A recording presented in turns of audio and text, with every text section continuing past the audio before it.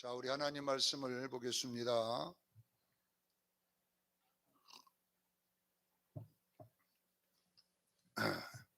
욥기서 23장을 봅니다. 1절로 9절까지만 같이 합독하겠습니다. 욥기서 23장 1절로 9절까지만 합독합니다. 시작. 욥이 대답하여 이르되 오늘도 내게 반항하는 마음과 근심이 있나니 내가 받은 재앙이 탄식보다 무거움이라. 내가 어찌하여 하나님을 발견하고 그의 처소에 나가랴. 어찌하면 그 앞에서 내가 호소하며 변론할 말을 내 입에 채우고 내게 대답하시는 말씀을 내가 알며 내게 이르시는 것을 내가 깨달으라. 그가 큰 권능을 가지시고 나와 너부러 다투시겠느냐? 아니로다. 도리어 내 말을 들으시리로다. 거기서는 정직한 자가 그와 변론할 수 있은즉 내가 심판할 자에게 영원히 벗어나리라. 그런데 내가 앞으로 가도 그가 아니 계시고 뒤로 가도 보이지 아니하며 그가 왼쪽에서 일어나시나 내가 만날 수 없고 그가 오른쪽에서 돌이키시나 배울 수 없는구나. 아멘. 하나님의 말씀은 법칙이다라는 제목으로 은혜를 나누고자 합니다. 자, 우리가 예수 믿는다고 해도 우리의 삶의 성품이나 또 성격이나 이 방향성 자체가 이 성경에 말한 대로 가지 못하고 어쩌면 내가 살아온 방식대로 가는 예가 거의 99%예요. 우리가 예수만 믿을 뿐이지 어떤 문제 앞에 도달하면 우리가 말씀대로 배운 대로 안 나오고 내 몸에 습득된 내 습관대로 그걸 반응하도록 그렇게 우리가 되어 있습니다. 자, 왜 이런 일이 우리에게 일어나냐면은 우리가 늘 성경을 배우고 설교 듣고 해도 결국은 어떤 문제 앞에 가면 이 성경이 내 어떤 성품이 되고 행동이 되어 나와야 되는데 내가 어릴 때부터 갖고 있던 그런 습성이 나오게 됩니다. 이런 것들은 내 속에 무의식이라고 하는 것이 있기 때문에 그래요. 무의식. 이 무의식은 우리가 속담에 그러잖아요. 무의식이 뭡니까? 그러면 우리가 속담에 그런 말 있잖아요. 3살 버릇이 8까지 가니 3살 버릇 이게 무의식이거든요. 이 버릇이 결론은 이 무의식이 내 정착되어서 내 삶을 끌고 간다라는 것입니다. 잠언에도 22장 6절에 보면 마땅히 행할 길을 아이에게 가르치라. 그리하면 늙어도 그것을 떠나지 아니하리라. 그러니까 아이가 어릴 때의 무의식이 딱 하나님의 말씀으로 정착되면 나이가 들어도 그것이 나온다는 이야기잖아요. 그러니까 이 우리 속에 있는 이 무의식은 굉장히 중요한 거예요. 어릴 때 내가 상처를 받고 자라면 그 상처가 이제 내 속에 무의식으로 자리를 잡아요. 상처라고 하는 것이 자리를 잡으면 이게 나이가 들어가면서 뭘로 나타나냐? 폭력으로 그게 나타나는 거예요. 화나 폭력으로 내게 나타나서 그것이 반응하도록 되어 있어요. 우리 하나님 말씀을 들어도 어떤 일이 딱 만나면 그냥 화가 나버리는 거예요. 말씀이 나오는 게 아니라 화가 나오고 어떤 사람은 폭력이 나오고 어떤 사람은 우울이 나오고 이런 것들이 뭐냐면 우리가 말씀을 몰라서 그런 게 아니라 내도 모르게 이렇게 반응하는 거예요. 왜냐하면 내 무의식 속에 그것이 정착되어 있기 때문에 그렇다는 것입니다. 그래서 이 무의식이 어떻게 우리에게 만들어지냐 그러면 어떤 것이 반복당할 때에 계속 반복되면 나도 모르게 그것이 내 무의식에 저장이 되어버리는 거예요. 그래서 나도 모르게 이제 행동으로 나타나는 현상을 무의식이라고 그래요. 그래서 성경은 신명기 6장 1절에 보면 뭐라고 기록되어 있냐 그러면요. 하나님의 말씀을 뭐라고 이렇게 3가지로 말을 했잖아요. 명령과 교례와 법도 이렇게 해놓은 거예요. 이게 뭐냐면 우리 속에 이 무의식을 어떻게 정착시키느냐 이 말이거든요. 말씀의 무로 내 안에 무의식이 정착되면 이 정착된 무의식이 어떤 문제 앞에 가면 말씀으로 반응을 하는 거예요. 그래서 아이들에게, 네 자녀들에게 앉을 때든지 섰을 때든지 길을 갈 때든지 어릴 때든지 이 말씀을 가르치라. 그렇게 기록돼요. 그렇게 해야 네 자녀들이 어떤 일을 만나면 말씀으로 살아갈 것이니라 이렇게 돼 있어요. 그래서 이 명령이란 말은 우리가 다 제가 설명했잖아요. 강제로 해라 이 말이거든요. 이해가 안 돼도 자꾸 말씀으로 여러분요 명령으로 듣기를 바랍니다. 말씀을 명령으로 들어야 강제가 되잖아요. 그러니까 내가 하기 싫어도 의도적으로 의식적으로 자꾸 이렇게 하다 보면 그 반복하는 것을 뭐라고 하느냐 규례라고 그래요. 규례라는 단어는 계속 반복해 하다 이런 뜻이에요. 바위에다가 반복해서 글을 새기다 이런 뜻이거든요. 원어에는 보면. 그래서 여러분들이 의도적으로 하되 이걸 반복하기를 바랍니다. 의도적으로 반복하면요. 제가 이제 항상 옛날 그 고난 가운데 너무 가난하고 힘들 때 너무 환경이 어렵잖아요. 그러면 환경이 말이 나오잖아요. 자꾸 하고 힘들다, 괴롭다 이렇게 하는데 이걸 바꿔봐야 되겠어. 이걸 바꿔야지 이걸. 그래서 지어낸 것이 복이 온다. 이걸 지어낸 거예요. 그러니까 무조건 힘들면 여보 복이 와 복이. 내 동생은 오빠는 맨날 쓸데없는 말만 한다고 그랬어요. 아니 복이 온다고 하면 와야 될 건데 지금도 무슨 복이 왔냐 이 말이. 그러니까 이거는요 현실하고는 안 맞는 거예요 진짜로요.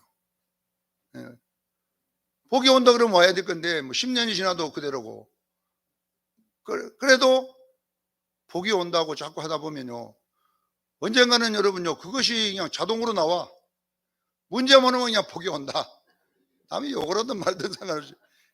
그러니까 제가 이것이 뭐냐 그러면요 규례예요. 그렇게 여러분들이 하다 보면 내 무의식에 복이 온다는 것이 정착이 되는 거예요. 그래가지고 이제 어려움이 오면요 아무 걱정이 없어. 이제 걱정도 없어져. 아 복이 온다. 그러니까 여러분들이 이것은 여러분요 싸움인 거예요. 그래서 여러분들이 첫 번째는 의도적으로 내가 그렇게 한 거예요. 복이 없는데도 속에는 그냥 열받아 죽겠는데도 그냥 옆에 사람들한테 복이 온다 이렇게 그렇게 한 10년 20년 하다 보니까 나중에는 그냥 자동으로 되더라고요. 무의식에 이제 복이 온다가 정착되니까 이대로 살아가게 되더라고요. 그래서 이 규례라는 말은 무의식을 규례라 그래요. 어떤 일이 일어나면 나도 모르게 그 말씀이 반응해 버리는 거예요. 내가 하려고 하는 게 아니라 그냥 딱 이게 자동으로 나오는 이 상태를 무의식이라고 그래요. 그래서 여러분들은 하나님의 말씀은 그래서 반복적으로 되어 있어요. 가스라이팅이라고 하는 것이 요즘 그 이단들이 주로 이 종교인들이 주로 성도들을 자기 노예로 삼을 때에 이 가스라이팅이라고 하잖아요.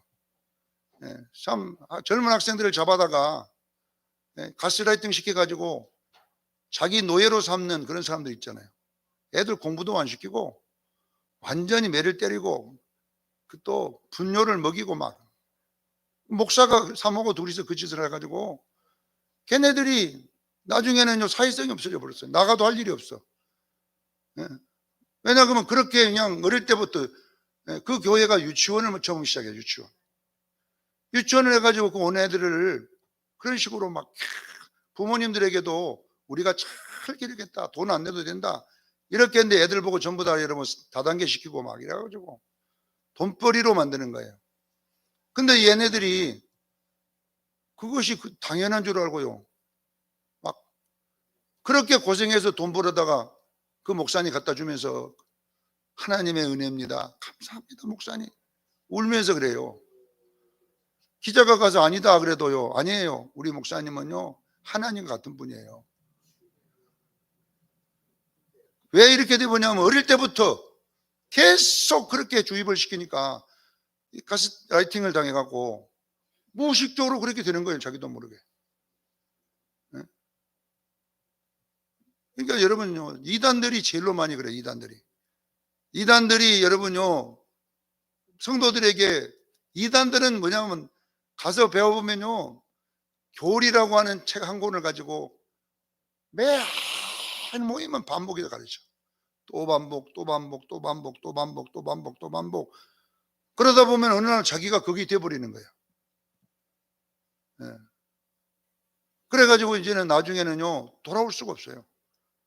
왜냐하면 그 무의식이 바꾸기가 그렇게 어려운 거예요. 신천지 애들도 마찬가지입니다. 신천지도. 거기에 있는 젊은이들이 일도 안 하고 거기에 빠져갖고 성경 공부만 하다가 신천지에 나오면 갈 데가 없어요. 일반 교회에 오지를 못해요. 왜 그러냐? 자기들이 그 말씀에 너무나 세뇌가 되었기 때문에 일반 교회에 오면 적용이 안 돼버리는 거예요, 이제는. 그래서 지금 신천지에서 나오는 사람들이 교회도 안 가고 이제는 들어앉았어요. 일반 교회 가면은 너무나 많은 성경 공부를 또 일주일마다 시험 보고 한 달마다 시험 보고 계속 반복하다 보니까 얘네들 속에 그것이 그냥 무의식에 정착되어 있기 때문에 일반 교회 목사님들이 설교하는 것이 들어올 수가 없어요. 이것이 심각한 거예요. 그러니까 와서 목사님 와서 대화해도 고개만 끄덕끄덕하지요. 또 안 해요. 못해. 이게 뭐냐 그러면요, 세뇌 교육인 거예요. 무의식 속에다가 그냥 그 교주의 교리를 딱 집어넣어 버리니까 결론은 이것이 판본에서 되는 게 아니에요. 반복. 1년 가르치고 2년 가르치고 3년 가르치다 보니까 어느 날은 이제 그것이 자기의 삶이 돼 버리는 거예요. 이단의 공통점들이 그래요. 월드미션인가 무슨 뭐 선교하는 사람들도 마찬가지. 청년들 데리고 선교해갖고 막 선교가 서다가 해가지고 맨날 외국만 보내가지고 애들이 선교사 안 하면 이제 할 일이 없어. 놀아. 빈둥빈둥. 그러면서 그들 속에는 뭐냐면 나는 주의 일 한다. 맨날 일이 빠져가지고 그게 왜 그러냐면 어릴 때에 그런 것을 주입시키면요, 이 가스라이팅을 당해가지고 애들이 사회성이 없어져 버리는 거예요. 그런데 그것이 주의 일이라고 막 가르치다 보니까 성도들이 말하면 속아 넘어가는 거예요.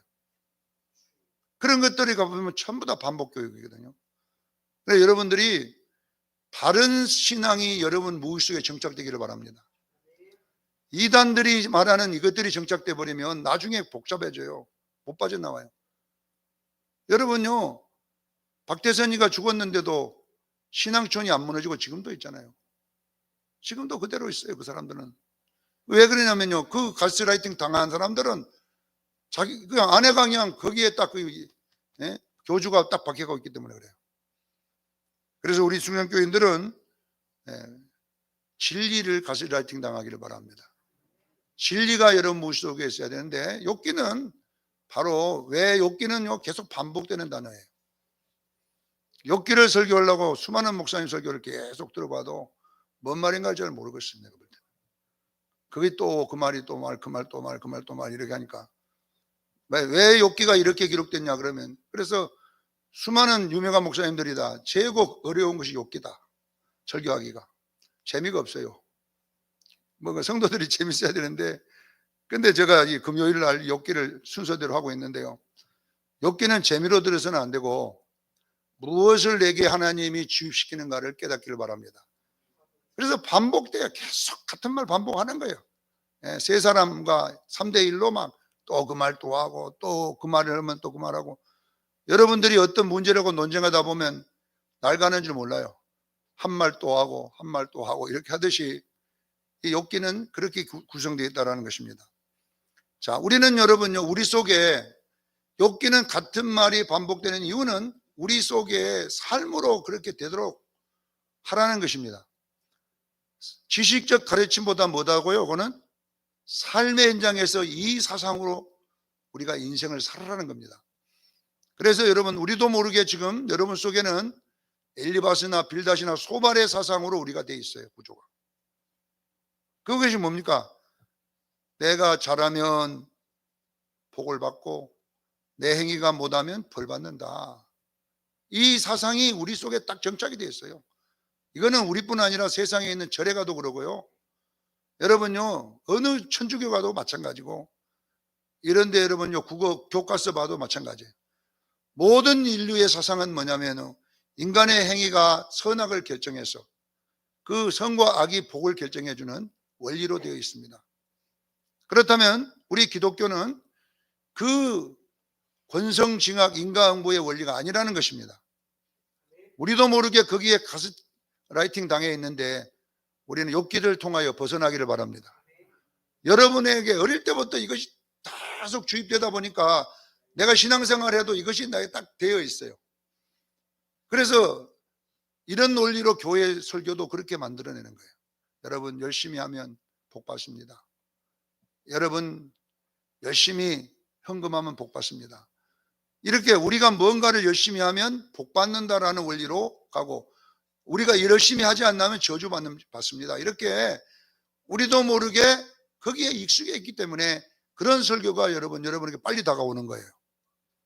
왜냐하면 우리도 모르게 그렇게 어릴 때부터 커왔기 때문에 그런 설교에 익숙해 있어요.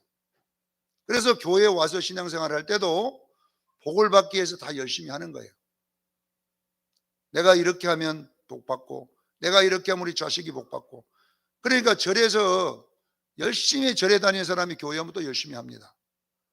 왜 그러냐면요, 그 식이 똑같아. 교회 와도 절에서 지성이면 감천이라는 걸 보면 배워가지고요 얼마나 지극정성인지 몰라.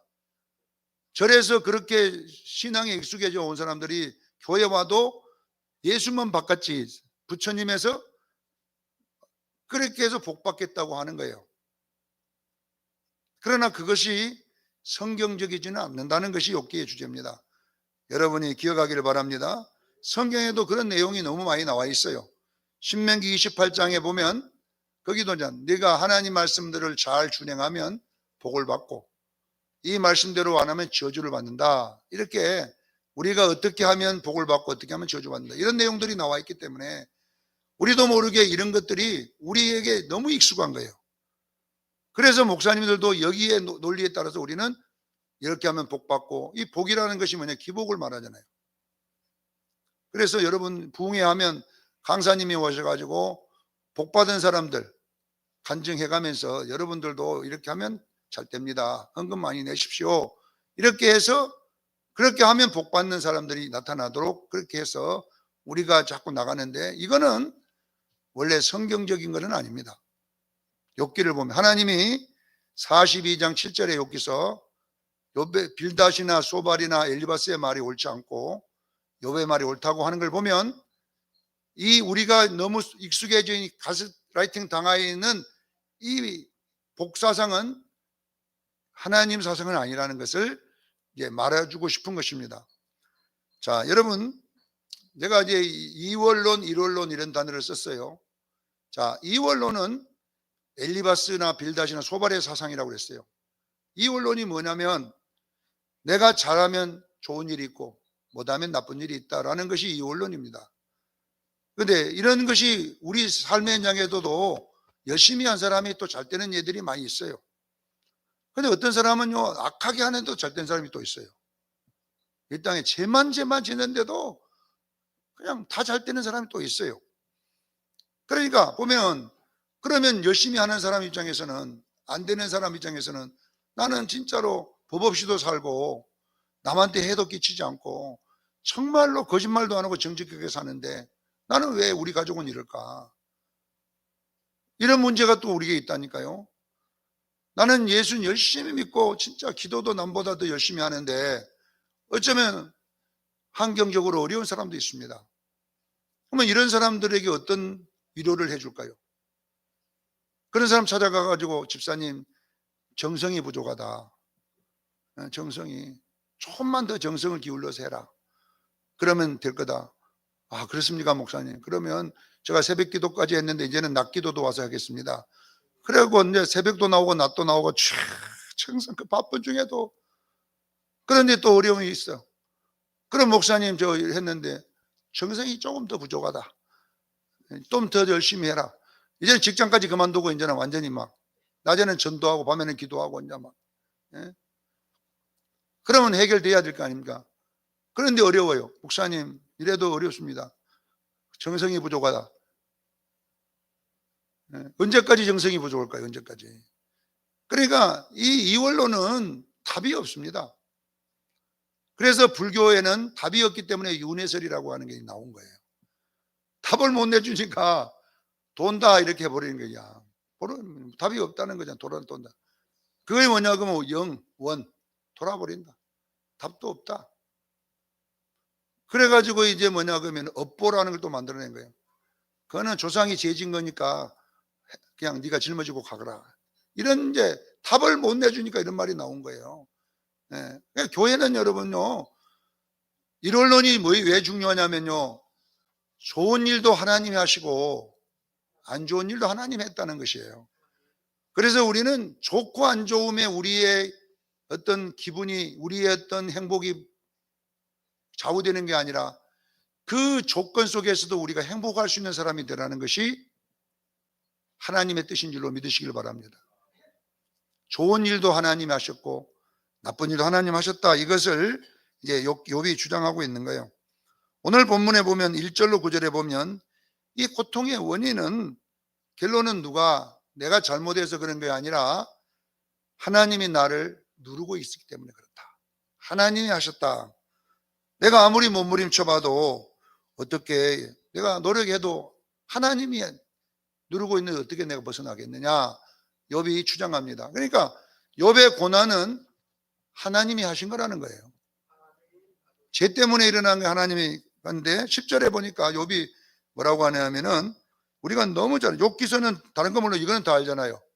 찬송도 여기 복음성가도 있잖아요. 우리 10절 한번 다 같이 읽어봅니다. 시작. 그러나 내가 가는 길을 그가 아시나니 그가 나를 단련하시에 내가 정금같이 나오리라. 이거는 다 알지 욥기서에. 다른 거는 몰라도 23장 10절은 우리가 다 알잖아요. 여기에 나와 있는 그리고 11절 보세요. 내 발이 하나님 발과 같이 되고 내 길이 하나님의 길과 같이 되고 내 말이 하나님 말과 같이 되고 내 뜻이 하나님 뜻과 같이 되고 14절에 그가 내게 작정하신 것이 이루어질 것이니라. 자, 욥은 자기의 피부병도 하나님이 하나님같이 된 거라는 거예요. 지금 내가 거리를 저르면 저는 대로 하나님 하신 것이고 내가 빳빳하니 걸으면 걷는 것도 하나님이 하신 것이고 무조건 하나님이라고 주장하는 거예요. 지금 욥은. 자, 우리가 여러분 보세요. 내가 순금같이 나오리라. 이 순금은요 예수 그리스도를 말하는 거예요. 순금은 예수님밖에 없어요. 그러니까 결국은 우리가 어떻게 되냐, 우리를 하나님이 우리의 가는 길, 우리 발걸음 하나하나를 원어에는 그렇게 됐어요. 우리가 한 발짝 한 발짝 내딛는 것도 다 하나님이 안다 그런 거예요. 여러분의 생각도 아시고 여러분의 미래도 아시고. 그래서 우리는 여러분요, 내가 지금 처해 있는 이 형편이 내가 잘못해서 이런 형편이 아니고 내가 잘해서 이런 형편이 아니라 하나님이 하신 것이라는 이 말에 동의해 주라는 거예요. 여러분 보세요. 제가 수정교회에 있는 것이 우연히 온 게 아니라 하나님이 여기에 있게 해서 했다는 겁니다. 여러분들이 여기 수정교회에 있는 것이 우연히 온 게 아니라 뭐라고요? 하나님이 여기 있게 했다는 것입니다.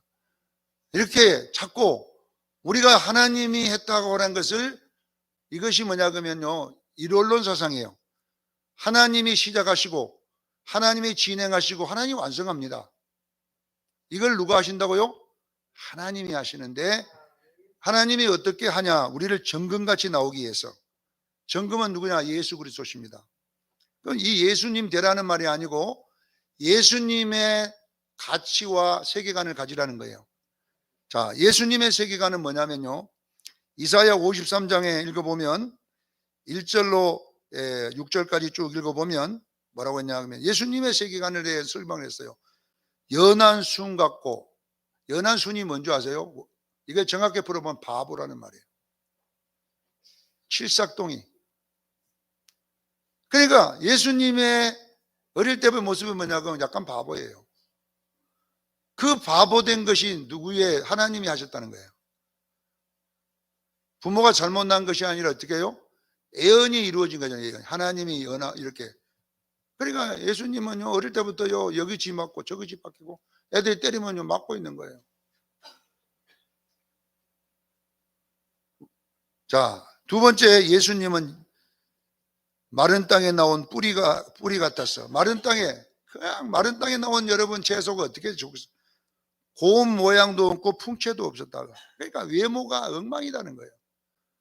그 예수님의 그 아름답지 않는 그 외모, 흠모할 만한 것이 없잖아요. 머리에서 발끝까지 좋은 것이 하나도 없는 것도 하나님이 하신 거예요. 내 부모가 왜 나를 이렇게 낳았나? 이렇게 하는 게 아니라 하나님이 그렇게 했다. 자, 사람들에게 멸시를 당하며 사람들에게 조롱을 받으며, 이게 뭐냐, 왕따 당하는 거예요. 지금 같으면 사람들이 예수님을 다 싫어하고요, 동네에서도 왕따 시켜. 친구도 없고 항상 예수님 혼자예요. 같이 노는 사람도 없어요. 너무나 외모가 엉망진창이니까 누가 놀아주겠어요. 그런데 예수님은 거기에 스트레스 안 받고 뭐야, 하나님이 왕따 당하게 했다는 거예요. 하나님이 했다는 거예요. 하나님. 53장 6절에 보면요, 여호와께서 그에게 담당시켰다고 그랬잖아요. 여호와께서 담당시켰다고 그러잖아요. 그러니까 예수님이 뭐라고 하냐, 53장에 저 뒤에 보면요, 예수님이 그 수고한 것을 만족이 여겼다고 했어요. 여러분 보세요. 이런 사람이 뭐냐면요, 하나님의 사람들이에요. 이런 분한테 무슨 원망이 있겠습니까? 이런 분한테 무슨 불평이 있겠습니까? 이것이 뭐냐 그러면 기독교입니다. 다시 말하면 우리가, 여러분 아셔야 돼요.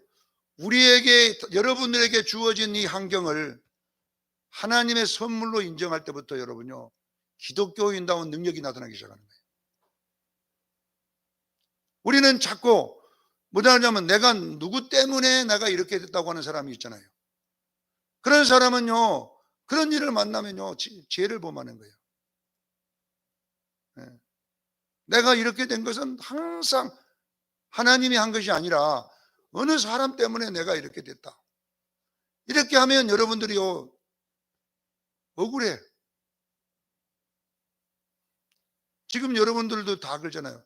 내가 이렇게 되면 누구 때문이라고 자꾸 우리는 주장을 하는데, 여러분요, 예수님은 누구 때문이라고 하냐고, 하나님이 이사야에 예언된 그 약속대로 내게 이루어졌으니 그것을 만족하게 여겼다. 주님 하나님이 감당케 했다고 하잖아요. 그렇기 때문에 예수님은요, 이 세상의 바람과 풍랑 앞에서도 끄떡 안 하는 거예요. 이 마귀가 무서울 수밖에 없어요. 오늘 우리들도 바른 기독교로 돌아가기를 저는 축원합니다. 그래서 욥이 그러잖아요. 내 발이 하나님 발과 같고, 내 길이 하나님의 길과 같고, 내 말이 하나님 말과 같고, 내 뜻이 하나님 뜻과 같고, 그가 내게 작정하신 일을 이루시리라. 이렇게 오늘 본문에 설명을 하고 있습니다. 사랑하는 성도 여러분, 오늘 우리는 하나님이 하셨다는 것을 우리가 안 좋은 거는 인정하기 싫어요. 목사님, 무슨 하나님이 그렇게 한다니까? 하나님 복 주신 하나님인데 왜 이런 걸 준다니까? 이렇게 우리도 모르게 주장할 수밖에 없어요. 자, 여러분, 분명하게 여러분들이 하나님이 우리에게 복을 주실 줄로 믿습니다. 그러나 또 안 주실 수도 있습니다. 주신 것만 인정하면 안 돼요. 안 주실 것도 인정해야 돼요. 분명히 주신다고 했지만, 여러분, 나중에 여러분요, 어느 분이 지나가다가 그러더라고요. 어르신 둘이가 딱 지나가다가 내가 이렇게 가만히 있는데 둘이 이야기하는데 나이 70이 넘으니까 여러분요, 팔자도 안 나오더라는 거예요. 전쟁한테 함께 사주도 안 나오더래요. 네. 그러니까 이제는 뭐 할 거냐 이 말이에요. 점쟁이도 말도 이제 그 나이 돼갖고 뭐 기업을 할 거냐, 이제 뭘 거냐, 이제 주어진 대로 살아라 이 말이거든. 여러분 90살 돼서 가보세요. 점쟁이한테 가보세요. 점쟁이가 뭐라고 하는가. 밥이나 맛있게 먹고 사세요 이렇게 하지. 당신은 앞으로 사주가 지금 불이 들어옵니다. 사업운이 떨어집니다. 연애운이 생깁니다. 남자가 동쪽에서 옵니다. 그런 게 나오겠어요? 90이 넘어서 가봐보세요. 안 나와, 안 나와. 예. 젊었을 때야 그런 게 나오려고 하면 나이 들어가 90대에서 가보세요. 예. 그럼 거기다가 목사님이 사회의 축복일지다, 노건사님에게 기업이 이렇게 건강하게 막 밥 맛있게 드십시다 이렇게 할 게 없지. 예? 그러면 여러분 보세요. 아무리 하나님께서 노건사야 내가 너에게 100억짜리 기업을 주리라 해도 90이 넘으면요 그거 주어져 못 올 거예요 그거를. 그러니까 내가 이야기하기는 뭐냐면 하나님이 젊었을 때 준다고 해도 안 주어도 감사하는 거예요. 예. 우리는 준다고만 하다 보니까 이제 나중에 나이가 들고 세월이 가보면요 하나님 준다더니 주도 안 오고 말이에요. 예. 그러니까 우리는 분명하게 하나님이 우리에게 어떤 것을 주실 줄로 믿고 하지만 우리에게 주시는 안 되는 것도 하나 받아들일 수 있는 믿음이 있기를 바랍니다. 그래서 그럼 왜 하나님이 안 주실까? 하나님은 그 100억이라고 하는 것을 우리가 이렇게 그 돈의 가치보다는 뭐냐면 믿음의 가치를 주신다는 거예요. 여러분에게 여러분 100억이라든지 부자가 영적 부자가 되기를 바랍니다. 영은요 끝이 없어요. 6이라고 하는 거는요 100억 주면요 근데 100살 드시면요 감당 안 돼. 100살 주면요 100억 주면 어디다 쓸 건데 그러면. 100살 넘어갖고 어디 다른 사람 절대 주지 마 니만 써라. 그러면 어떻게 쓸 건데요? 못 써요. 그래서 여러분 보세요. 우리 기독교는 물질적인 것의 부자보다는 마음의 부자가 되기를 원하시는 거예요. 할렐루야. 그러니까 우리가 500만 원 가지고도 100억처럼 그런 어떤 부자가 되는 영적 부자를 하나님이 기대하는 것이지 우리 예수님요 얼마나 부자인 줄 아세요 여러분요? 마귀가 천하 영광을 준다고 하잖아요. 천하 영광을. 그런데 하나님만 경배하라 그랬잖아요. 네. 너무 부자니까 그런 게 별 필요가 없어. 이 땅의 것이 별 필요 없어. 왜? 영의 부자니까. 우리는 여러분요 나이가 90이든 100살이든 영은 부자가 될 수 있어요. 영은요 누릴 수가 있어요. 네. 우리 노건사님은 누리는 것 같아 내가 볼 때는. 네. 왜냐하면 저 나이 되시면 90이 넘으면요 돈을요 농속에다가 짱급하지 놓거든요 여기다가. 그래서 돌아가시고 나면 입을 털어보면 나온다고 거기에. 노건사님은 그냥 목사님 밥 사줄게요 해갖고 와서 그냥 싹 다 먹어버리고 그냥. 네. 그 왜냐면은요 마음이 부자니까. 그러니까 욥기가 우리에게 주고자 하는 것은요 기독교의 사상인 거예요. 하나님 내게 하나님 복을 주시되 여기 마지막에는요 갑절로 복을 받았지만은 욥기서를 보면 실질적으로 그걸 안 받아도 욥은요 부자인 거예요. 그래 우리 수영교인들은 육의 부자도 돼야 됩니다. 분명하게 육의 부자 돼도 되지만 영적 부자가 되기를 저는 축원합니다.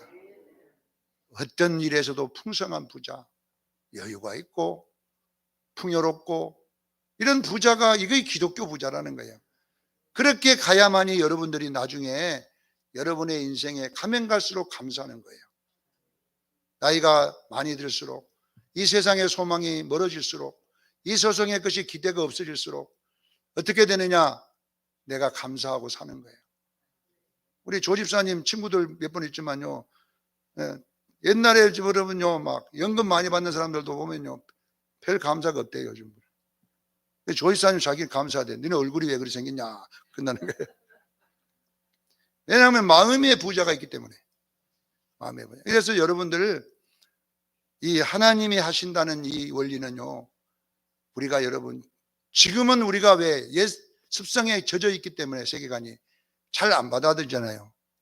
하나님 그래도 땅에 거 많이 주셔야 됩니다 이렇게 하지만 이제 우리가 여러분 우리 속에 이제 예수님이 정착되기 시작하면요 이제는 이 땅에 있는 사람들이 불쌍해 보이는 거예요. 나이가 들수록 초라해지는 거예요. 이건희 회장 그 옛날 신문에 막 여자들 데리고 놀다가 나와갖고 얼마나 창피합니까? 80이면 노인이, 예? 그 가수가 다 사진 찍어갖고 막 내보내갖고, 예? 얼마나 왜냐면 이 땅에 마음에 가난해지는 거예요. 이제. 그러니까 그런, 예? 세상적인 쾌락적인 것들을 옆에다 붙여보려고 하는데 얼마나 참 어쩌면 좀 약하게 보입니까? 그 큰 기업을 가졌는데도 그 여자들 좀 건드려 가지고 신문에 오르내리고, 예, 이런 것을 볼 때에 그게 부자든가요? 아니잖아요. 사랑하는 수영교회 성도 여러분, 우리는 하나하나 바람자국도 하나님이 하셨습니다. 이걸 자꾸 인정할 때에 여러분에게 뭐냐면 진정한 부자가 되는 거예요. 내가 걷는 길도 하나님이 걷게 하시고 내 생각도 하나님이 하시니까, 그런 여기서 왜 그렇게 하느냐? 우리에게 하나님은 영적 부자를 만들어 주십니다. 나를 단련하는 주에 내가 정금같이 나오리라. 이 정금은 돈 많이 준다는 건 아니잖아요. 예수님처럼 되게 해 주시겠다. 예. 어릴 때 바보로 나와가지고 바보가 됐으면 얼굴로 잡생기건데 외모도 엉망이고, 외모가 엉망이면 주변 사람들에게도 좀 인기가 있어야 되는데 매일 왕따나 당하고, 이 사람한테 조롱받고 저 사람한테 조롱받아도 그것이 어떻게 하나님이 했다고 말하겠어요? 그러나 이사야 선지자는 하나님이 그렇게 하셨다. 그러나 예수님은 그것을 만족하게 하겠다 그랬어요. 남한테 욕을 듣는데 뭘 만족하겠어요? 그냥 가서 막 안에 막 상처가 되는데, 그게 뭐냐 그러면요, 일원론 사상 때문에 그래요. 사랑하는 성도 여러분, 여러분도 일원론으로 풀어야 돼요. 이원론으로 가기 시작하면요 너무 장애물이 많아요. 이원론으로 가면 너무나 여러분요 풀지 못한 숙제가 많아요. 이원론으로 가면 여러분 나중에 어느 때 가면 여러분 낭떠러 추락해요. 처음에는 좀 기대가 있는데 나중에요 몸과 마음이 다 엉망될 때는요, 이제 소망이 없어지면요, 그때는 왜 내 인생이 처절해지는 거예요. 비참해지는 거예요. 예. 저는 목사님들을 쳐다보면서 그런 목사님들이 있더라고요. 예. 내가 목회 이렇게 했는데 내 인생이 왜 이렇게 됐는가? 예. 비참하게 하고, 예. 그 하는 것을 보면서, 그러니까 이분들은 그렇게 열심히 목회하면 성도들이 큰 교회가 되고 성도들이 많아가지고 자기 원로 목사 되어서, 예. 연금 받아가면서 살 줄 알았어요. 그런데 결론은 말년에 그냥 그렇게 고생했던 교회가 뺏겨버렸어요. 정치적인 힘에 밀려가지고요, 총회 가갖고 총회에 있는 임원들에게 그 가서요 아무리 악서도요 돌아봐주는 사람 없어요. 자기가 개척해가지고 교회 세웠는데 어느 날 장로 몇 사람이서 탁 들고 일어나가지고 자기를 내보내고 노예 총회에서 딱 목사가 왔는데 교인들이 자기 편에 설 줄 알았더니 전부 다 돌아서 버린 거예요. 그래가지고 교회 찾는다고 아무리 이런 식이고 있어도 어느 누구 사람 하나 깜빡 안 해요. 얼마나 비참하겠어요, 여러분. 그런데 무슨 감사가 있겠어요, 거기에가. 그러나 예수님은요, 그것도 받아들 하나님이 하신 것이다. 나는 여기서 내 인생을. 그래서 우리가 여러분 이런 것들을 우리가 받아들이기 어렵잖아요. 네. 어느 날 그렇게 고생한 교회, 자기 피땀이 서린 교회를 어느 날 그냥 정치적인 힘으로 싹 밀려 나와 버리니까 참 이건요 진짜 죽고 싶을 정도로 비참한 거예요. 그 목사님 입장이 되면요 누가 그 감사가 있겠어요 거기에. 억울하고 분하고 정말로 죽이고 싶고 진짜 막 이렇게 하지 않겠습니까? 그런데 그것을 여러 총회 임원들도 가면요 다 모른 척해요. 재판해봤자 다 안 되는 거예요. 비참한 거예요. 그 전에 자기한테 세례받았던 교인들, 예? 자기가 성경 공부 시켜준 사람들 다 예매네. 이런 일이 일어나 보세요, 여러분요. 비참하잖아요. 그러니까 우리는 지금부터 우리 자신을 준비해야 돼요. 여러분의 미래가 좋을지 나쁠지는 아무도 모릅니다. 그러나 좋아도 우리는 하나님께 감사하는 사람으로, 나빠도 하나님께 감사하는 사람으로, 좋아도 행복한 사람으로, 나빠도 행복한 사람으로 주님 앞에 갈 때까지 그렇게 가는 것이 기독교입니다. 이것을 여러분들이 빨리 습득 안 하면 여러분 열심히 한 후에 더 상처가 되고 나중에는 노인 우울증이 와요. 노인 우울증이 와요.